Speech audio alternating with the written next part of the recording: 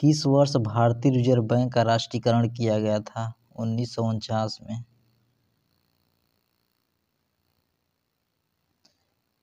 यह अवलोकन की आपूर्ति अपनी मांग स्वयं बनाती है, लोकप्रिय कहा जाता है। कहो कानून।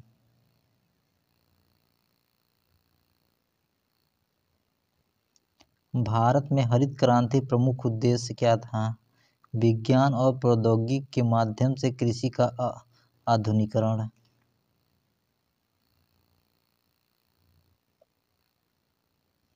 योजना आयोग और राष्ट्रीय विकास परिषद के प्रधान अध्यक्ष हैं प्रधानमंत्री।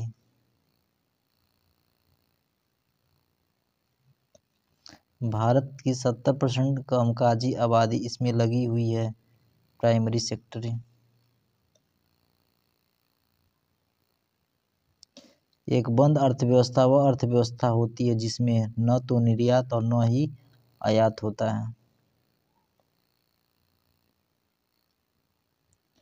ग्रामीण श्रमिकों को रोजगार प्रदान करने और उसका पूरा उपयोग करने का एक अच्छा तरीका है सार्वजनिक कार्यक्रम। एक गृहिणी के हाथ में हथौड़ा अच्छा होता है, राजधानी।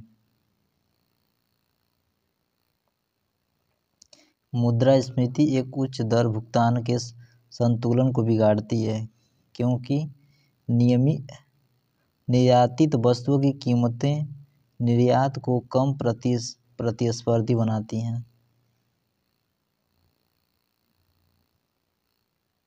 गैर निष्पादित परिसंपत्ति हैं एक संपत्ति जो आय उत्पन्न करना बंद कर देती है।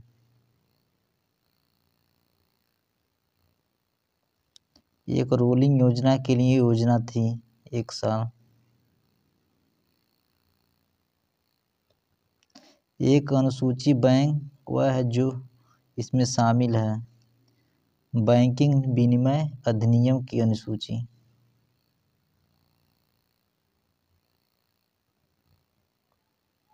सकल आपूर्ति की तुलना में अत्यधिक मांग के परिणामस्वरूप कीमतों के सामान्य स्तर में लगातार वृद्धि को निम्न के रूप में जाना जाता है। मुद्रास्फीति की मांग।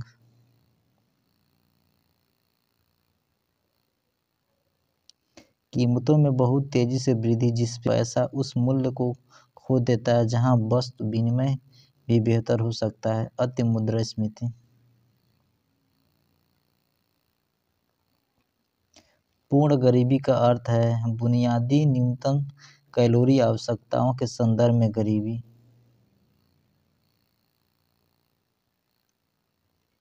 जब मूल्य की मांग के कानून के अनुसार वृद्धि की मांग घट जाती है।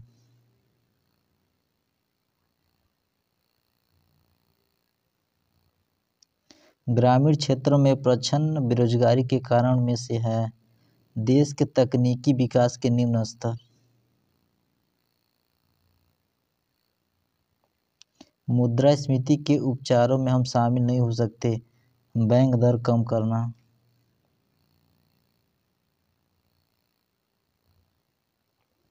मुद्रा के बीच यूएसडी जेपीवाई यूएसडी यूरो और यूएसडी सीएडी निम्नलिखित में से किस एक को उद्धरण के लिए उधार मुद्रा कहा जाता है? अमेरिकी डॉलर। एक विज्ञान वैलेरी शुल्क किस आधार पर एक कर है? एक जिंस की कीमत। जब एक अर्थव्यवस्था संतुलन में होता है इरादा निवेश बराबर बचत का इरादा रखता है। मुद्रास्फीति की एक आवश्यकता विशेष है कीमतों में वृद्धि। आपूर्ति की गई मात्रा में वृद्धि से पता चलता है आपूर्ति वक्र के साथ एक आंदोलन। दूरसंचार क्षेत्र में 2013 के प्रत्यक्ष विदेशी निवेश एफडीआई की सीमा क्या है? 100%।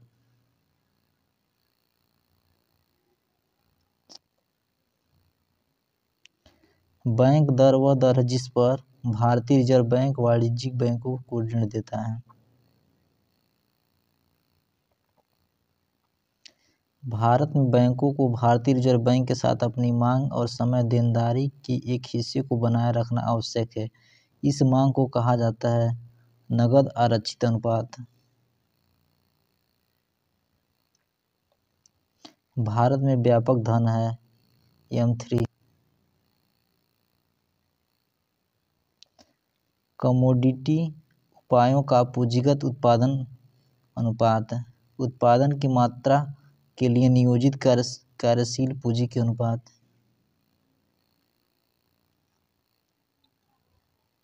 ग्रामीण बैंकों का कार्य समूह की सिफारिश में परिणाम स्वरूप 5 ग्रामीण क्षेत्रीय बैंकों को शुरू में स्थापित किया गया था 1975 में। उपभोक्ता का अधिशेष किस मामले में सबसे अधिक है? आवश्यकताएं। रुपये की परिवर्तनीयता का अर्थ है स्वतंत्र रूप से अन्य प्रमुख मुद्राओं के लिए रूपों के रूपांतरण की अनुमति और उसके विपरीत।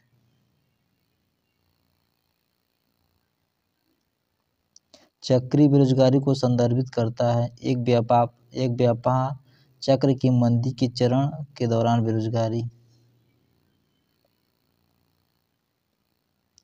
दादा भाई नौरोजी ने अपनी पुस्तक में भारत से धन की निकासी पर जोर दिया। भारत में गरीबी और गैर ब्रिटिश नियम। भारतीय पूंजी बाजार में घोटालों की पुनरावृत्ति को रोकने के लिए सरकार के विनियामक शक्ति सौंपी है सेबी।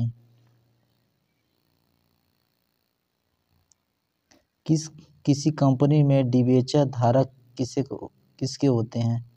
लेनदारों को।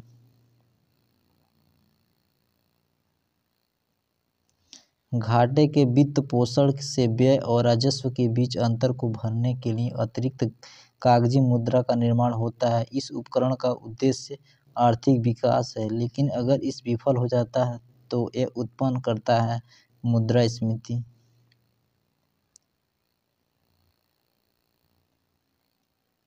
वित्त पोषण का अर्थ है सार्वजनिक राजस्व से अधिक सार्वजनिक व्यय।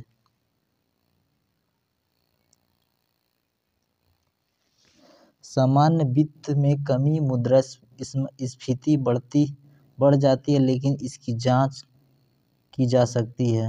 ये सभी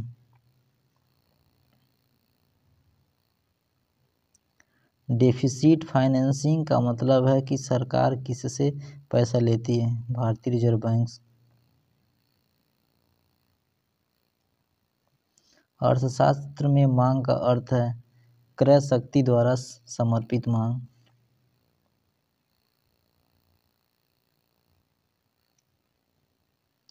मूल्यह्रास का मतलब है पहनने और आंसू के कारण समय के साथ उपकरणों का नुकसान। अवमूल्यन का अर्थ है कुछ विदेशी मुद्रा की तुलना में एक मुद्रा का मूल्यों का कम करना।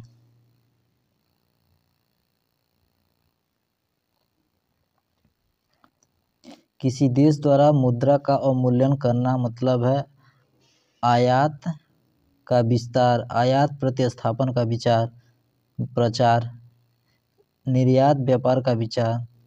दूसरा और तीसरा सही है। मुद्रा का अवमूल्यन किस ओर होता है? घरेलू कीमतों की वृद्धि। केंद्र सरकार के विकास खर्च में शामिल नहीं है रक्षा व्यय।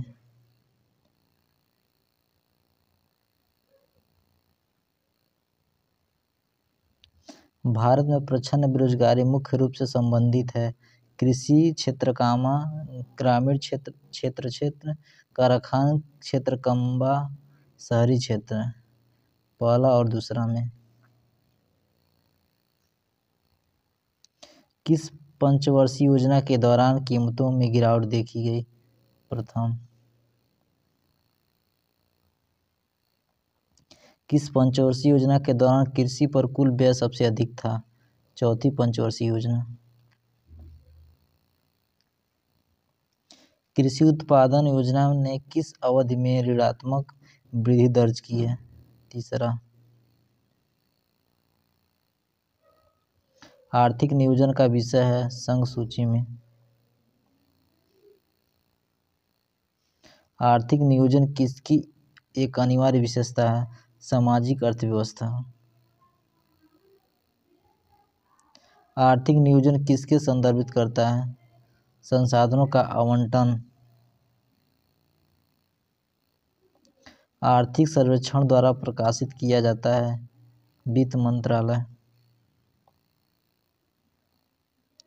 एक अधिकार फर्म का संतुलन जहां P बराबर MR। भारत में राष्ट्रीय आय का अनुमान किसके द्वारा तैयार किया जाता है? केंद्रीय सांख्यिकी संगठन द्वारा। उत्पाद शुल्क किस पर लगाया जाता है? माल का उत्पादन। वर्ष में एक्जिम बैंक का स्थापना की गई 1982 में। केंद्रीय बजट में राजकोषीय घाटा मतलब आंतरिक और बाहरी उधारों में बजटीय घाटे और शुद्ध वृद्धि का योग। राजकोषीय नीति किससे जुड़ी है? सार्वजनिक राजस्व और व्यय से।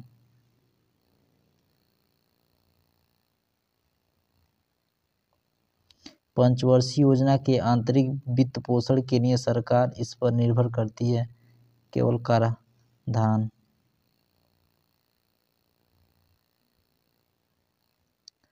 देश में बीमा व्यापार के नियमन के लिए सरकार ने गठन किया बीमा नियामक और विकास प्राधिकरण।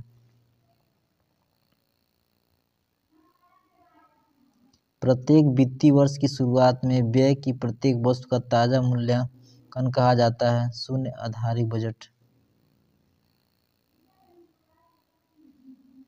भारत ने किस देश से पंचवर्षीय योजना को अपनाया? सोवियत संघ। गिल्ट धार बाजार का मतलब है सरकारी प्रतिभूतियों का बाजार। भारतीय अर्थव्यवस्था के वैश्वीकरण का अर्थ है अन्य देशों के साथ आर्थिक संबंधों का न्यूनतम संभव प्रतिबंध है। गोवा की अर्थव्यवस्था मुख्य रूप से किस पर आधारित है? अयस्कों का निर्यात। सरकार कर लगाती है राज्य की मशीनरी चलाते हैं। सकल घरेलू पूंजी निर्माण के रूप में परिभाषित किया गया है मूल्यह्रास के बाद स्टॉक के लिए शुद्ध अतिरिक्त। सकल घरेलू उत्पाद GDP का मौद्रिक मूल्य क्या है? एक वर्ष में उत्पादित सभी अंतिम सामान और सेवाएं। जनसंख्या के वृद्धि दर का मतलब है प्रति 1000 लोगों का जन्म की संख्या। कठिन मुद्रा को मुद्रा के रूप में परिभाषित किया गया है विदेशी मुद्रा बाजार में कारोबार किया जाता है जिसके लिए आपूर्ति के सापेक्ष मांग लगाकर बनी हो रहती है। अगर एक अवर अच्छे फाल्कम की कीमत है तो इसकी मांग इनमें से कोई नहीं हो सकता।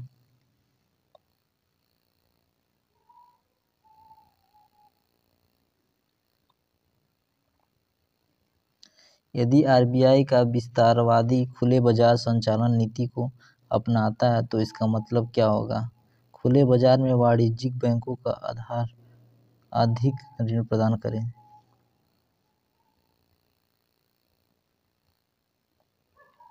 मुक्त अर्थव्यवस्था में आय की असमानता मुख्य रूप से किसके कारण होता है?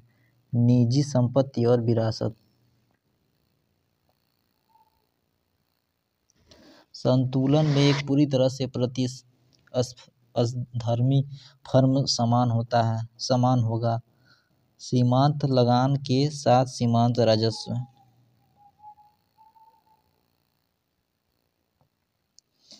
बजटी घाटे के आकलन में भारत में आधिकारिक दृष्टिकोण को बाहर करना तरीके और साधन के रूप में रिजर्व बैंक में उधार। सामान्य तौर पर हमारी पंचवर्षीय योजना का उद्देश्य हमारे देश को एक स्थिति प्राप्त करना होता है, विकसित देश। भारत में राजस्व का सबसे बड़ा हिस्सा कहाँ से होता है? उत्पादक शुल्क।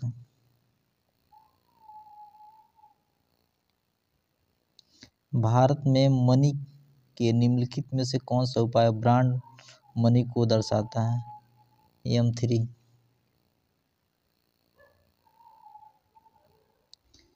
इंडिया काम बैंक नाबार्ड में पुनर्वित्त प्रदान नहीं करती है। निर्यात आयात बैंक। इंडिया काम को भारतीयों द्वारा प्रतिबंधित और 1881 में स्थापित सीमित देयता का पहला बैंक है, अवध वाणिज्यिक बैंक।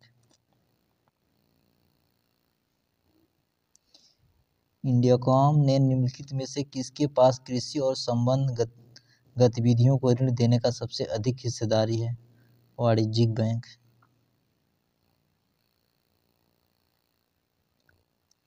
इंडियाकॉम इन्फ्लेशन में किसके द्वारा मापा जाता है?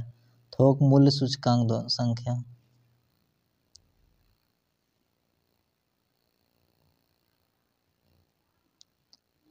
भारत कंपा पेपर करेंसी की शुरुआत सबसे पहले किस वर्ष शुरू की गई थी? 1861 में। भारत में तेजी से शहरीकरण की वर्तमान प्रवृत्ति के कारण ग्रामीण क्षेत्रों में रोजगार के अवसर की कमी।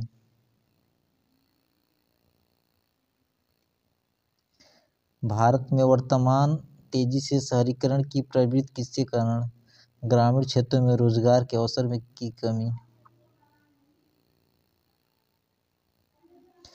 इंडियाकॉम में मिनिमम हिट्स और डायरेक्टेड एंटी गरीबी कार्यक्रम की अवधारणा थी। 5वीं पंचवर्षीय योजना। इंडियाकॉम में भारतीयों द्वारा प्रतिबंधित सीमित देयता का पहला बैंक और वर्ष 1881 में स्थापित किया गया था, अवध वाणिज्यिक बैंक।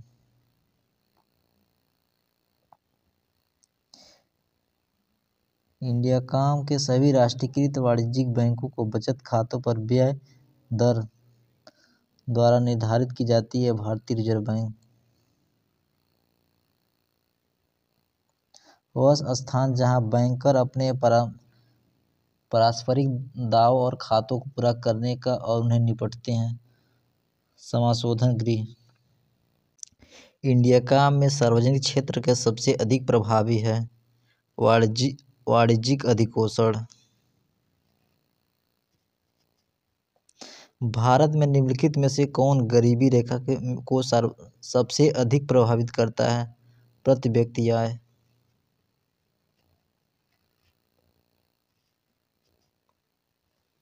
भारत के पंचवर्षीय योजना के संदर्भ में औद्योगिकरण के पैटर्न से भारी उद्योग पर कम जोर और बुनियादी ढांचों पर अधिक। 8वीं योजना में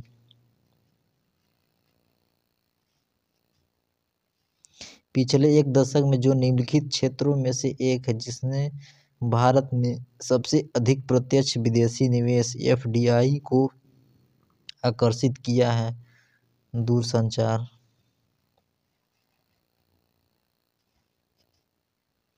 वाणिज्यिक बैंकों के राष्ट्रीयकरण के एक दूसरे चरण में कितने बैंकों का राष्ट्रीयकरण किया गया था?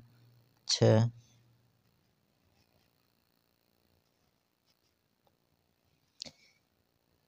इकोनॉमिक्स के शर्तों के बीच में एक छोटे से अंतराल के साथ दो बाहर होने वाले मंदी के रूप में जाना जाता है, गहरा मंदी। वर्ष 1969 में कितने बैंकों का राष्ट्रीयकरण किया गया था? 14।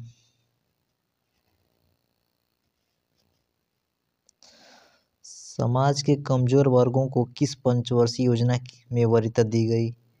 5वां।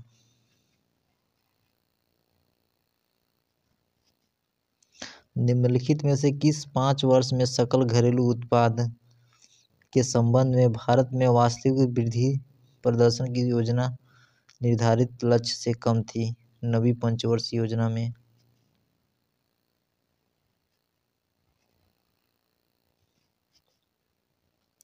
किस योजना में विकास दर लक्ष्य से अधिक थी? पहला।